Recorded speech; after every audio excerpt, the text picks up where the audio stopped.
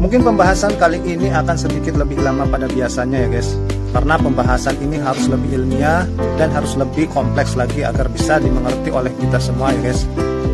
Pada kali ini, insya Allah saya menjelaskan tentang biosaka ini lebih detail dan saya berusaha membahasnya lebih sederhana agar bisa masuk dalam logika berpikir kita semua ya guys.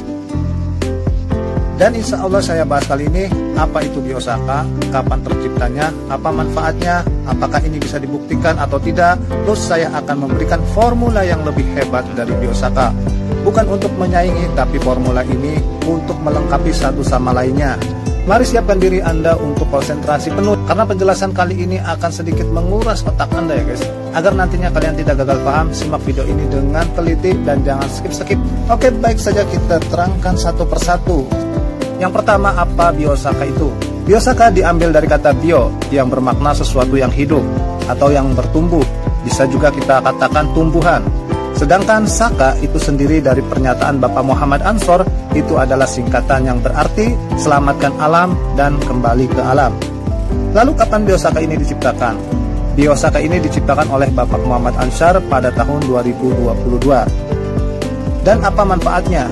Dikutip dari Profesor Dr. Robert Manurung dari Kementerian Pertahanan atau ITB Bandung menjelaskan bahwasannya di dalam larutan biosaka itu terkandung elisator. Jika kita pelajari, elisator itu adalah suatu zat kimia yang jika disemprotkan kepada tanaman akan memberikan sinyal untuk mengaktifkan genetiknya, untuk menghasilkan sesuatu yang baik untuk tanaman itu sendiri. Apakah elisator itu sinyal dan sinyal itu seperti apa? Mari kita bahas. Sinyal sederhananya adalah perintah. Sedangkan kimia dari biosaka ini adalah mengandung perintah yang baik untuk tanaman. Karena materi elisator yang didapat diambil dari lingkungan atau tumbuhan liar yang baik. Contoh sinyal yang lain dari manusia itu bisa dari ucapan, bisa dari sentuhan, bisa dari mimik kita pun menjadi sinyal. Contoh, orang marah, reaksi kimia dalam tubuhnya akan berubah. Sinyal dapat diterima manusia bisa sebaik mungkin. Allah Subhanahu wa taala berfirman, "Laqad khalaqna fi ahsani taqwim." Sungguh kata Allah, aku telah ciptakan manusia sesempurna mungkin. Jadi sinyal yang baik adalah sinyal dalam tubuh manusia itu sendiri. Lalu hubungannya apa dengan tanaman? Sampai kita menyinggung tentang sinyal ini. Oke, kita akan bahasnya lebih detail lagi ya guys. Zat elisator ini bisa memberikan informasi kepada tanaman dan lingkungan sekitarnya dengan kode-kode yang rumit yang bisa dibaca oleh tumbuhan itu sendiri.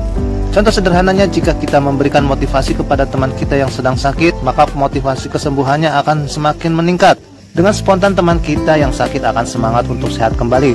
Dia mulai mau minum obat atau istirahat agar cepat sembuh. Demikian tumbuhan pula membutuhkan trigger untuk menyemangati dirinya sendiri. Akhirnya tumbuhan memiliki cukup informasi yang baik dari tumbuhan yang sehat lainnya yang dijadikan elisator itu.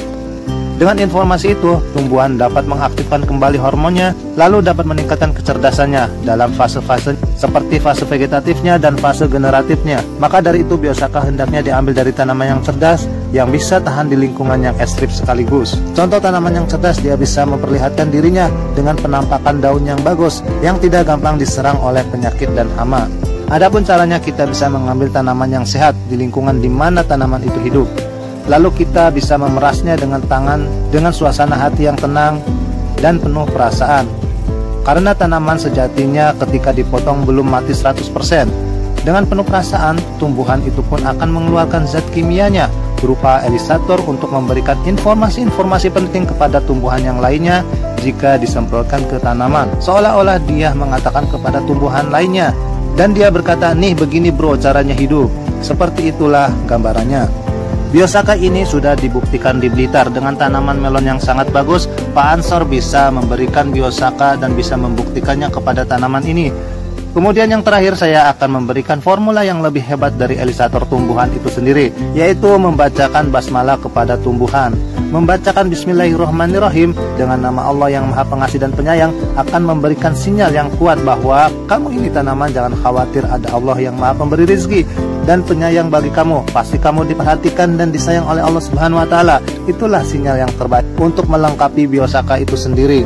Simak eksperimen saya di video ini bagaimana saya bisa menyembuhkan tanaman tanpa obat. Hanya dengan memperdengarkan Al-Quran kepada stomata tumbuhan yang bisa mendengar, maka tanaman itu akan sehat kembali. Dan jangan lupa tumbuhan juga ingin mendapatkan perhatian dari kita semua ya guys. Maka jangan lupa urus tumbuhan itu, jaga dan berikan kebutuhan haranya agar tanaman merasa diperhatikan dan disayang oleh kita sebagai majikannya ya guys. Niscaya tumbuhan pun akan memberikan hasil buah terbaiknya bagi yang menanamnya ya guys. Jika suka dengan video ini silahkan subscribe, dan akhir kata saya ucapkan wassalamualaikum warahmatullahi wabarakatuh.